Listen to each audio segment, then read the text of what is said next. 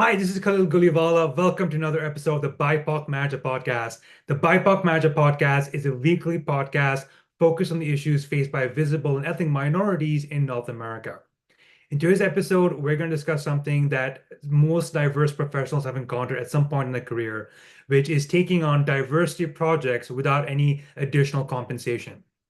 So, what does this sound like? This can be questions of being part of a committee, being part of a group, maybe even mentoring diverse individual, diverse communities. Now, this is an amazing and beautiful thing to be able to give back.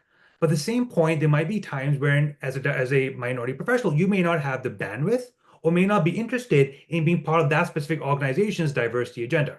The question is, can you say no? And if so, how do you do it?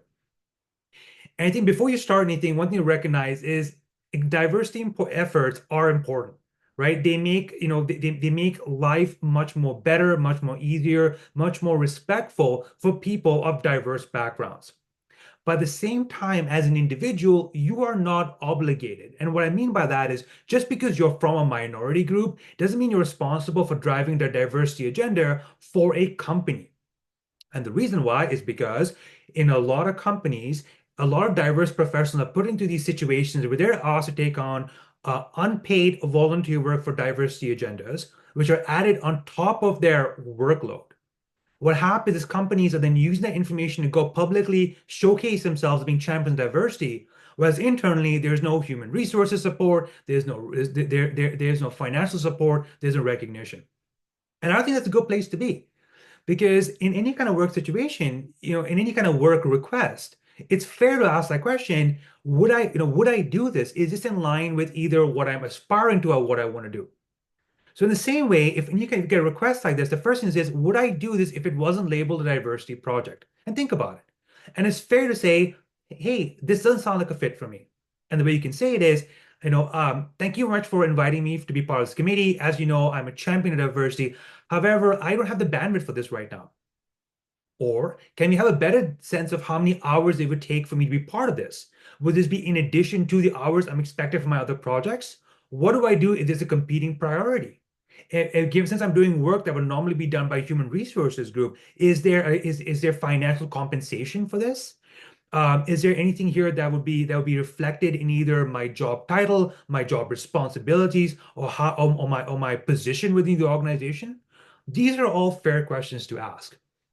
So, in terms of if you're facing a situation and you're unclear whether you be part of a diversity project or not, I think the first thing is to assess the request. Is this diversity project in line with your professional goals? If not, consider politely declining. Negotiate compensation. If the diversity agenda is a huge part of the company, it is only fair to say that they're going to put dedicated human resources and financial resources behind it. If you are doing this work in an unpaid capacity, in a volunteer capacity, that is not fair, especially because this type of unpaid work is quite common for diverse professionals who are taking on the work of diversity projects, when instead they should be taken on by the organization of the company itself. So if you do ask to take on the project, ask for it to be reflected in your workload or your salary. And the last thing I say is set boundaries early. For example, in performance reviews and meetings, be upfront about your capacity for diversity projects, right? And so to sum it up, saying no to unpaid diversity work is not only okay, it's essential for ensuring that your contributions are fairly recognized and compensated. By reframing this request and setting clear boundaries, you can manage your workload while still being part of the diversity conversation, but on your own terms. So, I'm Khalil Golivala. This has been the BIPOC Manager Podcast. If you found this episode useful, please like, share, or comment. Thank you so much.